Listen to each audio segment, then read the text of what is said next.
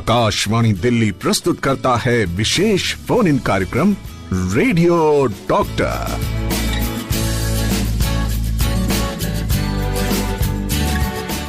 आकाशवाणी के विशेष phone in कार्यक्रम radio doctor में हम आप सभी का स्वागत करते हैं। मैं हूं आपके एंकर सुजाता रथ और आज हमारे साथ हैं हमारे expert doctor Nikhil Gupta, professor of surgery, Atal Bihari Vajpayee institute of medical sciences and doctor RML hospital, New Delhi. Doctor Nikhil Gupta, बहुत बहुत स्वागत है। नमस्कार। नमस्कार और धन्यवाद मुझे यहाँ आमंत्रित करने के लिए। श्रोताओं, आज हमारा जो टॉपिक है वो है अंगदान, मिथक और तथ्य, organ donation, myths and facts. कभी ऑर्गन फेलियर के चलते तो कभी एक्सीडेंट के कारण ऑर्गन ट्रांसप्लांट जरूरी हो जाता है, पर हर वर्ष लाखों लोग अपना जीवन महज इसलिए खो देते हैं क्योंकि उन्हें कोई डोनर नहीं मिल पाता। इतनी बड़ी आबादी वाले हमारे देश में ऑर्गन डोनेट करने वालों की कमी के चलते अक्सर लोग असमय चले जाते हैं। ये बहुत दुखद है। इस स्थिति को टाला जा सकता है, डॉक्टर निखिल गुप्ता? ये आपने बिल्कुल सही कहा। जैसा कि आज के इस टॉक का टाइटल है ऑर्गन डोनेशन, अंगदान, और हम सभी जानते हैं, सभी धार्मिक किताबों में भी लिखा हुआ है कि अंगदान महादान है। सबसे बड़ा दान जो एक इंसान अपने जीते जी या मैं कहूँ जीने के बाद भी, मृत्यु के बाद भी जो कर सकता है वो है अंगदान। और अगर हम अंगदान की जरूरत की बात करें, अपने देश की बात करें, हमारे देश में लगभग 1,60,000 लोग ऐसे हैं जिनको अंगदान की जरूरत है। और इस समय सिर्फ हमारे पास 12,000 डोनर्स हैं। मैं लिविंग डोनर्स की बात कर रहा हूँ, सिर्फ 12,000 हैं। तो डेफिनेटली इस मुद्दे पर लोगों में जागरूकता जगाने की जरूरत है। लोगों को ज्यादा से ज्यादा आगे आने की जरूरत है। वो ये शपथ लें, वो ये प्लेज लें कि अपने मृत्यु के बाद वो अपने अंगों को दान करेंगे और इस तरीके से वो 3, 4, 5 या 6 लोगों में एक नई जिंदगी का संचार कर सकते हैं। बिल्कुल ठीक कहा डॉक्टर गुप्ता आपने। तो क्यों कतराते हैं लोग, क्यों झिझकते हैं अंगदान की शपथ लेने से? मिथक और फैक्ट्स क्या है, इस बारे में चर्चा होगी। और अगर आप अंगदान करना चाहते हैं तो उसकी प्रक्रिया क्या है, ये भी इस मुद्दे पर भी चर्चा होगी। लेकिन श्रोताओं को बता दूं कि हमारी टेलीफोन लाइंस खुल चुकी हैं 01123421080 एंड 01123421084। व्हाट्सएप नंबर है 9868107070। तो हम छोटा सा ब्रेक लेते हैं, उसके बाद लौटेंगे आज के बहुत ही महत्वपूर्ण टॉपिक पर। आप सुन रहे हैं विशेष फोन इन कार्यक्रम रेडियो डॉक्टर। और आज के इस विशेष फोन इन कार्यक्रम रेडियो डॉक्टर में हमारा जो टॉपिक है वो है अंगदान, मिथक और तथ्य, organ donation, myths and facts. Doctor Nikhil Gupta हमारे साथ हैं, हमारे expert, professor surgery, Atal Bihari Vajpayee institute of medical sciences and doctor RML hospital, New Delhi. तो डॉक्टर निखिल गुप्ता, हमने शुरुआत की कि अंगदान क्यों जरूरी है और किस तरह से हमारे देश के बहुत सारे जो लोग हैं जिन्हें आवश्यकता होती है अंगों की और डोनर के ना मिलने के चलते वो अपना जीवन खो देते हैं। तो यहाँ पर मिथक की बात आ रही है। क्या भ्रांतियां हैं डॉक्टर साहब, क्यों लोग झिझकते हैं अंगदान करने से?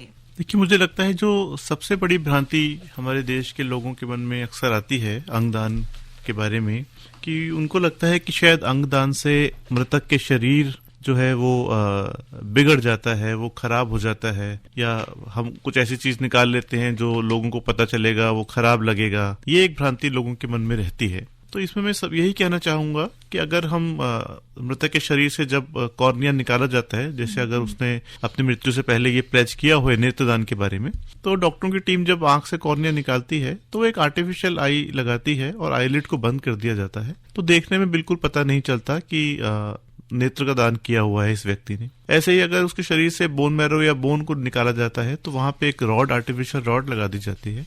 कि सारी चीजें मैं इसलिए बता रहा हूँ कि जो ये भ्रांति है कि रिश्तेदारों को या दोस्तों को, देखने वालों को शरीर भद्दा लगेगा, शरीर बिगड़ गया है, ऐसा पता चलेगा, ऐसा इस बात का बिल्कुल ध्यान रखा जाता है और शरीर को पूरी तरीके से कवर करके बॉडी को रिश्तेदारों को दिया जाता है। और बॉडी के बिगड़ने की जो एक भ्रांति रहती है वो निरर्थक है, मैं कहूंगा, और ये लोगों को अपने मन से निकाल देना चाहिए। जी, एक कॉलर की बात सुन लेते हैं, उसके बाद इस टॉपिक को हम जारी रखेंगे। हेलो। हाँ जी।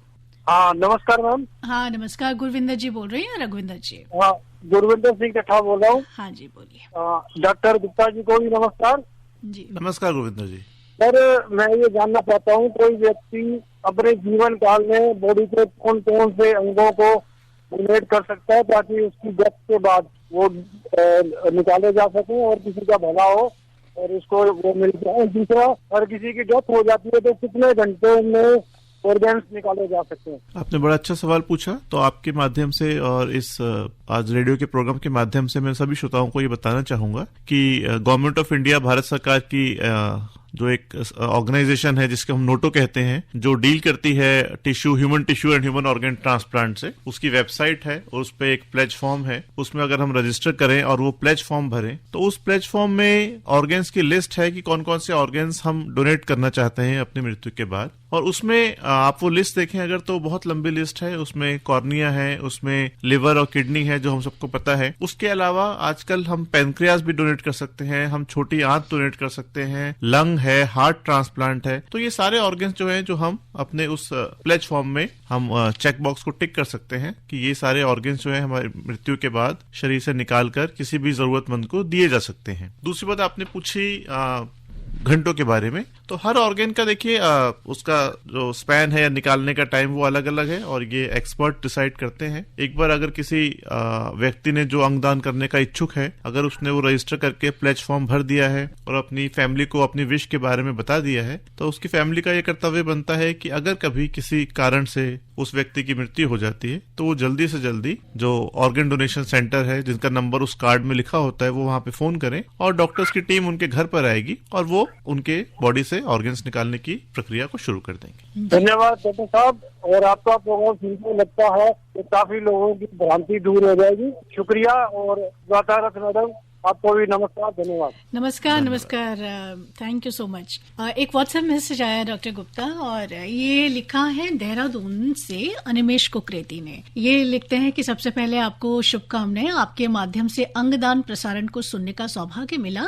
अंगदान के लिए हर व्यक्ति को जागरूक होना चाहिए, जागरूकता लानी चाहिए। मेरा सोचना है कि सर्वप्रथम जो सेलिब्रिटीज और हमारे रोल मॉडल्स हैं उन्हें पहल कर जनता को जागरूक करना चाहिए और इसके दूरगामी परिणाम बताने चाहिए। आप बिल्कुल ठीक कह रहे हैं, ये बहुत ही अच्छा सुझाव है। मैं कहूँगा बहुत अच्छी पहल रहेगी। और मैं बताना चाहूंगा कि काफी सारे सेलिब्रिटीज इस मामले में पहल कर रहे हैं और कई लोगों ने ऑर्गन डोनेशन का प्लेज फॉर्म भरा हुआ है, चाहे वो हमारे क्रिकेटर्स हों, चाहे वो हमारे एक्टर एक्ट्रेसेस हों, इवन कई सारे पॉलिटिशियंस ने भी इस मामले में, वो लोग भी पीछे नहीं है और उन्होंने डोनेशन प्लेज फॉर्म भरा हुआ है। तो जरूर ये बहुत ही अच्छी पहल है और इससे पब्लिक में एक बहुत ही अच्छा मैसेज जाएगा। जी, कॉलर है। हेलो।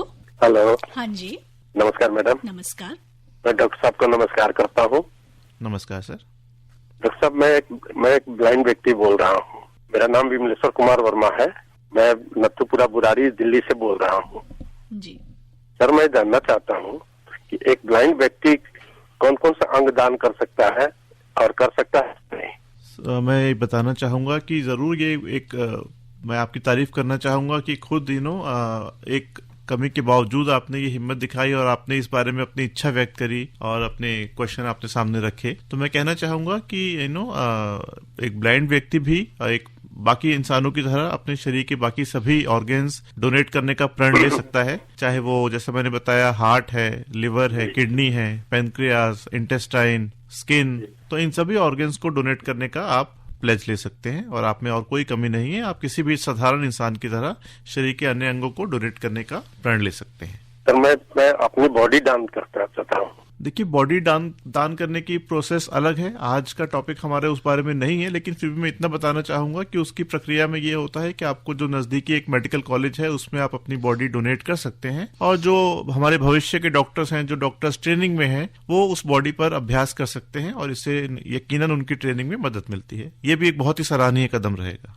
इसके लिए क्या करना चाहिए मुझे? आपको वहाँ के मेडिकल कॉलेज में जाकर वहाँ के एनाटॉमी डिपार्टमेंट से संपर्क करना होगा और वो आपके सभी सवालों का जवाब दे पाएंगे। जी, thank you so much. Thank you doctor साहब। और हम सराहना करते हैं आपके जज्बे के लिए और आपने जो सोचा है आपकी सोच के लिए। Thank you so much doctor Gupta. तो आपने ये तो बता ही दिया कि कौन कौन से अंग हम दान कर सकते हैं, लेकिन एक बार मैं चाहूंगी कि फिर से हम इस पर थोड़ा सा इसको स्पष्ट करें कि एक मनुष्य जो है अपने किस किस अंग को दान स्वरूप दे सकता है? जरूर, जैसे हमने बताया, अगर हम ऊपर से बात करें, हम सभी ये जानते हैं, सुनते हैं टीवी वगैरह पे, रेडियो पे, आंखों को दान करने के बारे में, गुर्दा प्रत्यारोपण के बारे में, लिवर के बारे में और हार्ट के बारे में। ये वो कॉमन ऑर्गन्स हैं जिनका ट्रांसप्लांट ज्यादा फ्रिक्वेंटली किया जाता है। लेकिन इसके अलावा जो ऑर्गन्स पिछले 5-7 साल में टेक्नोलॉजी डेवलप हुई है और जिनका ट्रांसप्लांट संभव हो पाया है, उसमें है लंग ट्रांसप्लांट, जिसे फेफड़ा कहते हैं, पैनक्रियाज ट्रांसप्लांट, आंतों का ट्रांसप्लांट। तो ये सब ऑर्गन्स हैं जो इनको भी डोनेट किया जा सकता है। आपने स्किन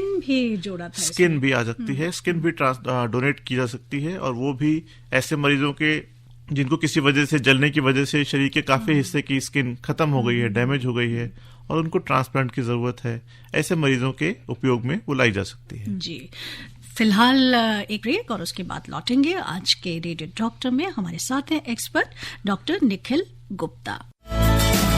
आप सुन रहे हैं विशेष फोन इन कार्यक्रम रेडियो डॉक्टर, और आज बहुत ही इम्पोर्टेंट हमारा टॉपिक है अंगदान, मिथक और तथ्य। हमारे एक्सपर्ट हैं doctor Nikhil Gupta, professor surgery, Atal Bihari Vajpayee institute of medical sciences and doctor RML hospital, New Delhi. Doctor Gupta, एक मिथक की तो हमने बात की, अंगदान को लेकर जो एक भ्रांति लोगों में है कि शरीर जो है वो बिगड़ जाता है, लोगों का ऐसा मानना है। तो इससे और कौन कौन सी भ्रांतियां जुड़ी हुई हैं? एक और मिथक जो हमें लगता है हमारे समाज में है, वो ये है कि मैं कहूँगा धार्मिक विश्वास या अंधविश्वास। हमें लगता है कि शायद हमारा धर्म, हमारा रिलीजन हमको अलाउ नहीं करता ऐसा करना, अंगदान करना या उसकी प्रण लेना।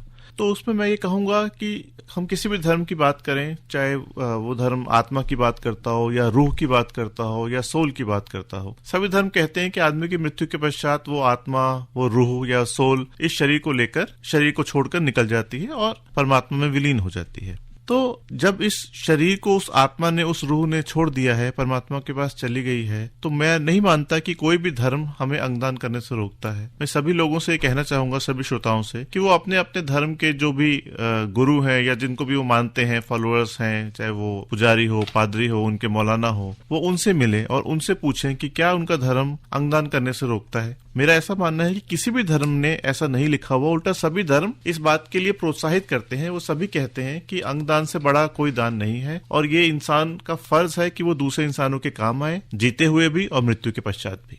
जी, एक व्हाट्सएप मैसेज है लखनऊ से, वारिस अली खान साहब का, संजय नगर से। लिखा है, डॉक्टर साहब, ऑर्गन्स डोनेशन की क्या कोई एज लिमिट होती है? जो भी इंसान 18 साल से ऊपर है उसको मेजर माना जाता है और वो अपनी मर्जी से ऑर्गन्स डोनेट कर सकता है, यानी कि वो प्लेज ले सकता है और वो अपना डोनर कार्ड बनवा सकता है। मैं कहूंगा अगर जो बच्चे भी हैं, आज के समय में जैसे देखा जाता है, यंग जनरेशन जो यूथ है वो काफी इस मामले में आगे आ रही है, लेकिन उनको ये लगता है कि हम अभी छोटे हैं, क्या हम प्लेज ले सकते हैं, क्या हम डोनर बन सकते हैं। उसमें मैं कहूंगा कि बच्चों को भी ऑर्गन्स की जरूरत पड़ती है और बड़ों के ऑर्गन उनके काम नहीं आ सकते, तो उनको बच्चों के ही ऑर्गन फिट हो सकते हैं। तो जो भी 18 साल से कम उम्र के हैं, अगर वो चाहते हैं, अपने माँ बाप से बात करें और वो भी ये फॉर्म ले सकते हैं, लेकिन माँ बाप की मर्जी के साथ ही। जी, तो ये बहुत ही इम्पोर्टेंट आपने बात कही कि 18 साल से कम उम्र के जो लोग हैं वो भी अंगदान कर सकते हैं। लखनऊ से ये एक और मैसेज है मीनाक्षी जी का, त्रिवेणी नगर लखनऊ से। इन्होंने पहले तो हम इन्हें बहुत बहुत बधाई देते हैं और इनकी तारीफ करते हैं। इन्होंने लिखा है, मैंने अपना नेत्र दान और मृतक शरीर को दान करने के लिए फॉर्म भरा है। बहुत बहुत बधाई। साथ ही इन्होंने एक प्रश्न किया है कि लोग कहते हैं कि जो लावारिस मृतक शरीर होता है वो डॉक्टर को मिल जाते हैं, लेकिन वो जरूरी नहीं समझते उनके अंगों को रखना। देखिए, जैसा कि इन्होंने खुद बताया कि लावारिस जो शरीरों की बात करें अगर, तो वो बॉडी काफी घंटों के बाद डॉक्टरों के पास पहुंचती है, पुलिस के हाथों होती हुई, और वो कीमती समय, जिस समय में ऑर्गन को निकाला जा सकता है, वो समय निकल चुका होता है इस सारी प्रक्रियाओं में। तो वो बॉडी ऑर्गन डोनेशन के काम नहीं आती। और फिर पुलिस की प्रक्रिया भी है, उसे कुछ समय इंतजार करना होता है उसको लावारिस डिक्लेयर करने से पहले, कहीं कोई उसका परिवार का या कोई उस बॉडी को क्लेम करने ना आ जाए। तो पुलिस की प्रक्रिया में वो कीमती समय निकल जाता है और वो बॉडी किसी मेडिकल कॉलेज के काम तो आ सकती है स्टूडेंट्स को सीखने के लिए, लेकिन वो ऑर्गन डोनेशन के काम नहीं आ पाती। तो चलिए, यहाँ पर एक बात और आई सामने जिस पर हम चर्चा करना चाहेंगे कि किस अवस्था में जो अंग है वो डोनेशन के लिए रखे जा सकते हैं। तो लेकिन हम श्रोताओं से कहेंगे कि आप हमारे साथ जुड़े रहिए रेडियो डॉक्टर के साथ। हमारे डॉक्टर हैं डॉक्टर निखिल गुप्ता और टॉपिक है अंगदान, मिथक और तथ्य। आप सुन रहे हैं विशेष फोन इन कार्यक्रम रेडियो डॉक्टर। और रेडियो डॉक्टर में एक बार फिर हम डॉक्टर निखिल गुप्ता का स्वागत करते हैं, जो कि हमारे एक्सपर्ट हैं आज, professor of surgery, Atal Bihari Vajpayee institute of medical sciences and doctor RML hospital, New Delhi. और टॉपिक है अंगदान, मिथक और तथ्य। तो डॉक्टर गुप्ता, हम बात करने जा रहे थे कि अंगदान के लिए क्या क्या जरूरी है, कौन सी सिचुएशन जरूरी है और किस अवस्था तक अंगों का दान किया जा सकता है। देखिए, बताना चाहूंगा कि अंगदान उसी व्यक्ति का किया जा सकता है, उस व्यक्ति से लिए जा सकते हैं अंग जिसके अंग ठीक अवस्था में काम कर रहे हों। तो इसके लिए हमको पहले समझना पड़ेगा, एक टर्म होता है brain stem death. Brain stem death का मतलब है कि मरीज बिल्कुल अपने, आप कह सकते हैं, आखिरी स्टेज में है और उसके दिमाग ने काम करना बंद कर दिया है, सिर्फ उसका दिल धड़क रहा है। दिल धड़क रहा है तो इसका मतलब शरीर के सभी अंगों को खून पहुंच रहा है और वो ठीक हालत में है, और ऐसी अवस्था में उस व्यक्ति के शरीर से अंगों को निकाला जा सकता है और वो किसी और व्यक्ति के काम में आ सकते हैं। एक भ्रांति इससे रिलेटेड भी है कि क्या ब्रेन स्टेम डेथ जिस आदमी की हो चुकी है, क्या वो दोबारा जिंदा हो सकता है? लोगों को ये भी लगता है, या एक भ्रांति है मैं कहूंगा लोगों के मन में। तो मैं कहूंगा कि नहीं, ब्रेन स्टेम डेथ डिक्लेयर करने की एक बहुत लीगल प्रोसीजर है। उसके लिए गवर्नमेंट ऑफ इंडिया, भारत सरकार ने गाइडलाइन पूरी बनाई हुई है। 3-4 डॉक्टरों की टीम है जो उस मरीज का चेकअप करती है और ये डिक्लेयर करती है कि ये ब्रेन स्टेम डेथ हो चुकी है, यानी कि अब ये इरिवर्सिबल स्टेज है, अब ये मरीज ठीक नहीं हो सकता है, ये प्रैक्टिकली खत्म हो चुका है। लेकिन इसके अंग अभी तक ठीक हैं। अगर हम उसके दिल का बंद होने का इंतजार करेंगे तो फिर उसके ऑर्गन्स काम में नहीं आ पाएंगे। यही वो समय है जिस समय उसके ऑर्गन्स निकाल के काम में लाए जा सकते हैं। तो डॉक्टर साहब, कई बार हम देखते हैं कि कोई मरीज जो है होता है बहुत समय तक ICU में रहता है या कोमा में चला जाता है, तो ऐसे मरीजों को आप इसी श्रेणी में रखेंगे? नहीं, देखिए, कोमा एक अलग कंडीशन है। कोमा से आदमी वापस आ सकता है, हम सभी ये बात जानते हैं। लेकिन ब्रेन स्टेम डेथ तो मतलब दिमाग उसका जा चुका है, he is already dead you can say. लेकिन सिर्फ और सिर्फ हम समय का इंतजार कर रहे हैं, क्योंकि हार्ट जो है वो ऑटोनोमस ऑर्गन है, वो और 48 घंटे 72 घंटे तक धड़क सकता है। तो उसके लिए ये टर्म बनाया गया है ब्रेन स्टेम डेथ। और ये जो 48 से 72 घंटे हैं, यही सबसे क्रूशियल है, जिसमें जो डॉक्टरों की टीम है वो फैमिली से बात करती है, फैमिली को काउंसिल करती है, और अगर फैमिली तैयार होती है तो इस आदमी के ऑर्गन्स निकाले जा सकते हैं। तो डॉक्टर साहब ने जो बात अभी कही वो एक उत्तर था, हमारे एक लिसनर ने भी यही जानना चाहा था, झारखंड से कालेश्वर ठाकुर जी, इन्होंने भी यही पूछा था कि अंगदान करने से पहले किन किन बातों का ख्याल रखा जा सकता है। डॉक्टर साहब, यहाँ पर जो इनकी जो बात है कि अंगदान करने से पहले किन किन बातों का ख्याल रखा जा सकता है, तो कुछ बीमारियां हैं जिनके चलते शायद जो मरीज है उनके अंगों को नहीं लिया जा सकता है।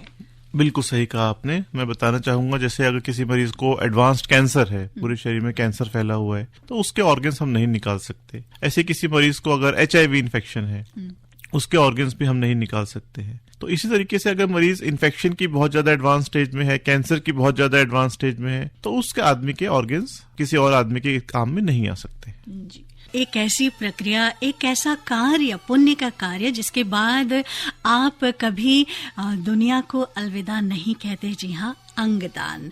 अंगदान के बाद आप इस दुनिया में हमेशा हमेशा के लिए रह जाते हैं, अपने अंगों के माध्यम से, अपने कर्मों के माध्यम से। आप किसी को नया जीवन दे सकते हैं, आप किसी के चेहरे पर फिर से मुस्कान ला सकते हैं, आप किसी को फिर से ये दुनिया दिखा सकते हैं। जी हाँ, अंग दान करके आप फिर से किसी की जिंदगी को नई उम्मीद से भर सकते हैं और कभी भी दुनिया से अलविदा नहीं ले सकते। तो आज का जो हमारा टॉपिक है यही है दोस्तों, organ donation, myths and facts. और हमारे expert doctor Nikhil Gupta, professor of surgery, Atal Bihari Vajpayee institute of medical sciences and doctor RML hospital, New Delhi. तो डॉक्टर गुप्ता, अंगदान को लेकर और क्या क्या चुनौतियां डॉक्टर्स के सामने आती हैं? एक जो चुनौती हमने देखी है कि लोगों के मन में ये बात रहती है कि अगर मैंने प्लेज फॉर्म भरा है और कभी मेरी तबीयत खराब हुई और मैं आईसीयू में हूँ, और अगर मेरे ट्रीटिंग डॉक्टर्स को या जो डॉक्टर मेरा इलाज कर रहे हैं उनको ये पता चल जाए कि मैं एक पोटेंशियल ऑर्गन डोनर हूँ, मैंने प्लेज फॉर्म भरा हुआ है, तो शायद वो मेरी देखभाल ठीक से नहीं करेंगे। ये भी एक भ्रांति लोगों के मन में रहती है। तो मैं आपके माध्यम से सभी श्रोताओं को बताना चाहूंगा कि जो आईसीयू की टीम है या डॉक्टर की टीम जो आपका इलाज कर रही है उसका और जो ऑर्गन ट्रांसप्लांट या डोनेशन टीम है वो दोनों अलग अलग टीम है, उनका आपस में कोई लिंक नहीं है। और जो ट्रीटिंग टीम है उसका तो मेन काम, सबसे बड़ा काम पहले उस मरीज का इलाज करना है, उसकी जान बचाना है।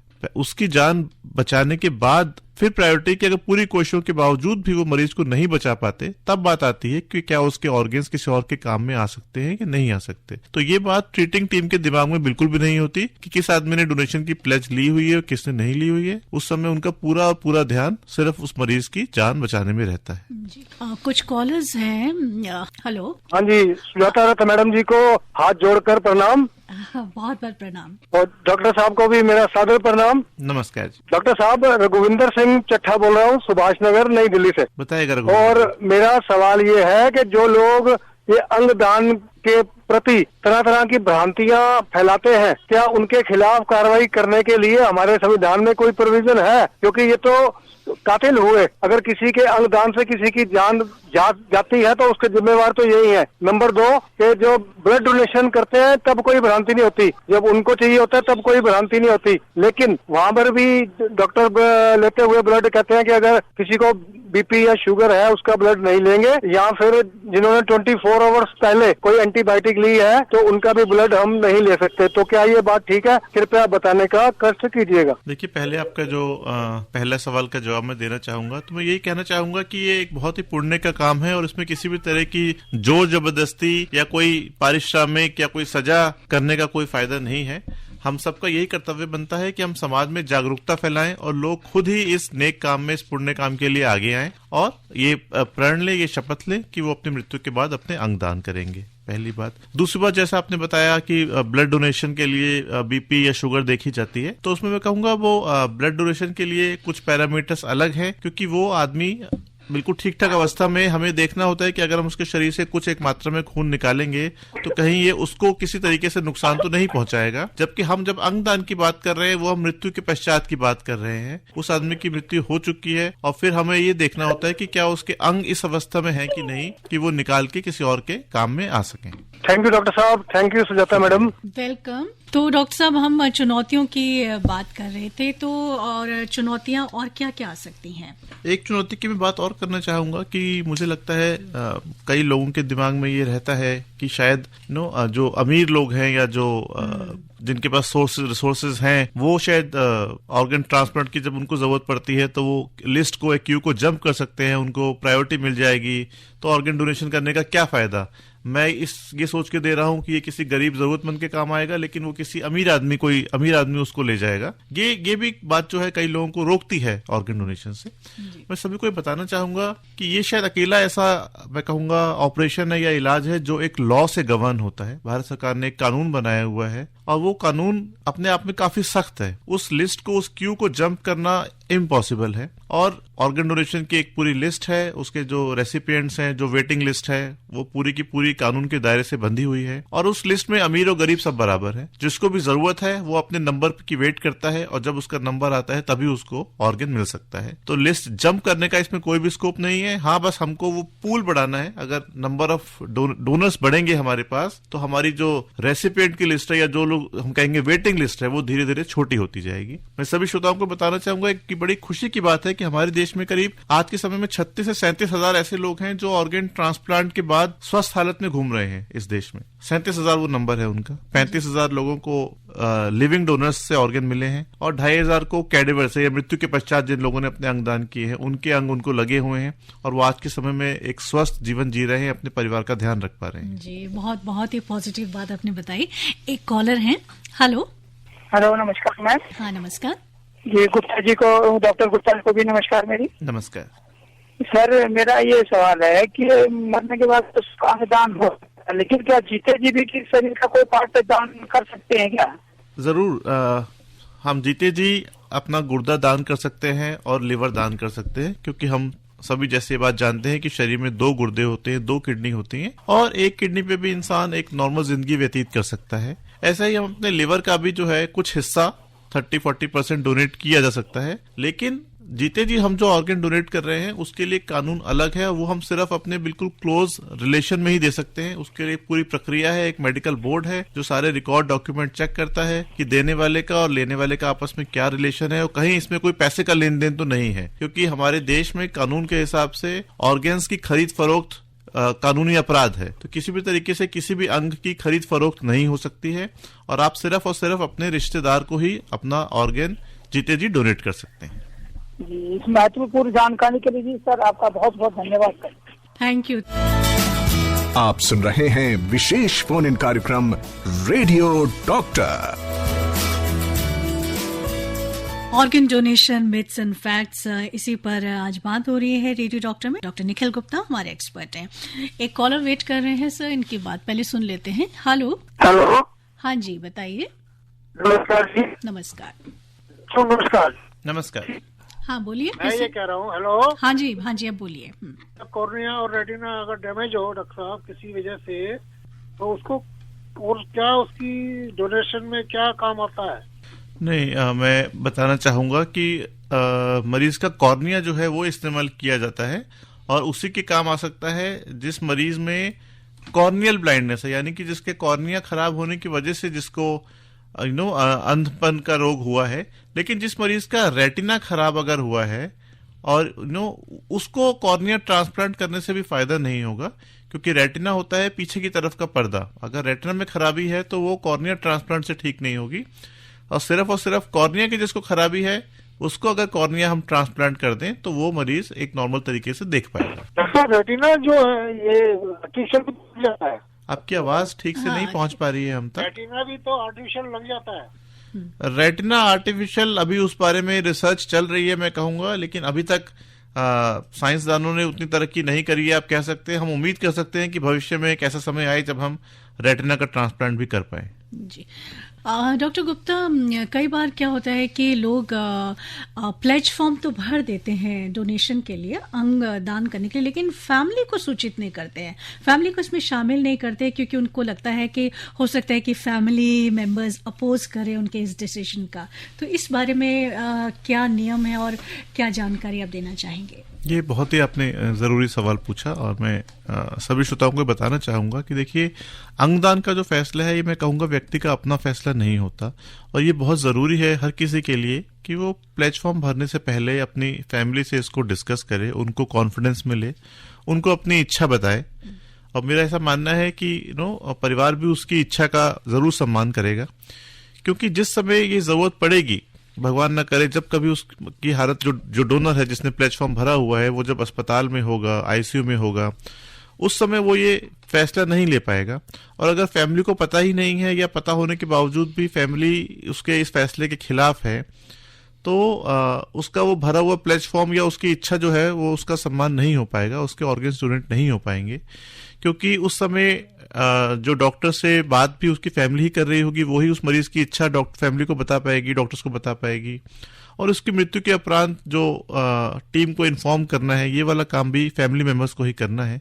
इसलिए मैं कहूंगा कि पूरी फैमिली का एक ये मिला जुला फैसला होता है और ये जरूरी है कि हर पोटेंशियल डोनर अपनी फैमिली को अपने जीते जी अपने फैसले से अवगत कराए और उनको पूरा विश्वास मिले। बिल्कुल।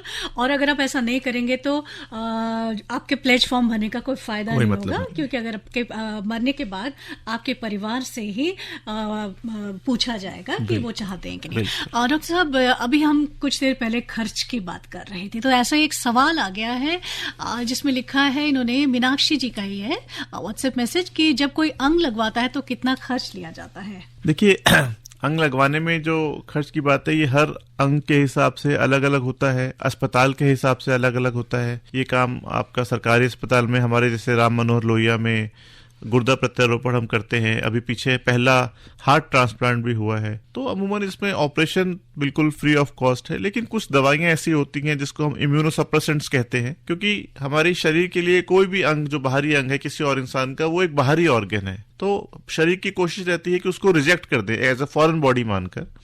तो इम्यून सिस्टम को थोड़ा सा मॉडिफाई करने के लिए या सप्रेस करने के लिए कुछ दवाइयाँ दी जाती हैं। वो दवाइयाँ मरीज को खरीदनी पड़ती हैं। हाँ, प्राइवेट अस्पताल में ज़रूर ऑपरेशन का खर्चा है, तो इसलिए जैसे मैंने बताया कि लिवर का, किडनी का, हर ऑर्गन ट्रांसप्लांट का खर्चा ऑर्गन और अस्पताल के हिसाब से अलग अलग है। तो अब वक्त बहुत थोड़ा है, तो हम आखिर में ये जानना चाहेंगे कि ये प्लेज फॉर्म कहाँ से प्राप्त किए जा सकते हैं और कौन कौन से हॉस्पिटल्स हैं जो इस मुद्दे को देखता है। इसके बारे में भारत सरकार ने जो ऑर्गेनाइजेशन बनाई है नोटो, इसकी एक वेबसाइट है और मैं सभी श्रोताओं को बताना चाहूंगा कि वो इस वेबसाइट पे जरूर जाएं।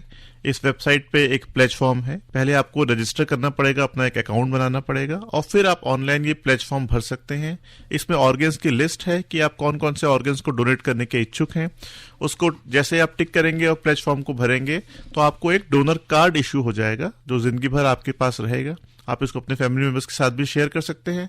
भगवान ना करे कभी ऐसी जरूरत हुई कि असामयिक डोनर की मृत्यु हो जाती है तो उसकी फैमिली डॉक्टर से बात करके उसके ऑर्गन्स डोनेट कर सकती है। जी डॉक्टर साहब, एक मैसेज है ओपीएस तोमर साहब का, जिन्होंने एक सुपरस्टिशन, अंधविश्वास जो जुड़ा हुआ है इस टॉपिक के साथ, उसके बारे में जिक्र किया है कि जो अंधविश्वास ये है कि अगर हम अपने अंगों का दान करते हैं तो अगले जन्म में हमें वो अंग प्राप्त नहीं होंगे। ये लिस्टर की तरफ से आया। जैसे मैंने बताया कि अंगदान को लेकर समाज में काफी भ्रांति है और ये भी उन एक चंद भ्रांतियों में से एक है। तो मैं सभी श्रोताओं को बताना चाहूंगा, सभी श्रोता जानते भी हैं, चाहे कोई भी धर्म हो, मृत्यु के पश्चात शरीर को या तो जलाया जाता है या दफनाया जाता है। तो जैसा मैंने बोला, आत्मा या रूह या सोल तो शरीर से निकल चुकी है और वो अपनी यात्रा पे अपनी परमात्मा की तरफ चल पड़ी है और बचा रह गया सिर्फ शरीर, जिसको हम या तो जला देते हैं, सारे ऑर्गन्स खत्म, या उसको दफना दिया तब भी वो ऑर्गन्स खत्म हो जाते हैं। तो इसलिए इस भ्रांति का कोई मतलब नहीं है कि अगर वो ऑर्गन निकल गया है। उल्टा मैं तो कहूंगा कि इससे अच्छी खुशी की बात क्या हो सकती है कि मरने के बाद भी आपका दिल या आपका फेफड़ा या गुर्दा किसी और इंसान के काम आ रहा है, उसके शरीर में वो जिंदा है, वो काम कर रहा है। बिल्कुल ठीक कहा आपने डॉक्टर साहब कि मृत्यु के बाद भी आपकी आत्मा की जो खुशबू है वो इस जीवन में बरकरार रहेगी किसी और की देह पर। तो बहुत अच्छा टॉपिक था आज का, अंगदान, मिथक और तथ्य। हमारे एक्सपर्ट डॉक्टर निखिल गुप्ता, जो प्रोफेसर ऑफ सर्जरी हैं Atal Bihari Vajpayee institute of medical sciences और doctor RML hospital New Delhi में, हम उनका तहे दिल से शुक्रिया अदा करते हैं। डॉक्टर साहब, थैंक यू सो मच। शुक्रिया मैडम, इस संवेदनशील प्रोग्राम के लिए हमें बुलाने के लिए शुक्रिया। अभी आप आकाशवाणी दिल्ली से विशेष फोन इन कार्यक्रम रेडियो डॉक्टर सुन रहे थे। कार्यक्रम की प्रस्तुतकर्ता थी शालिनी मित्तल।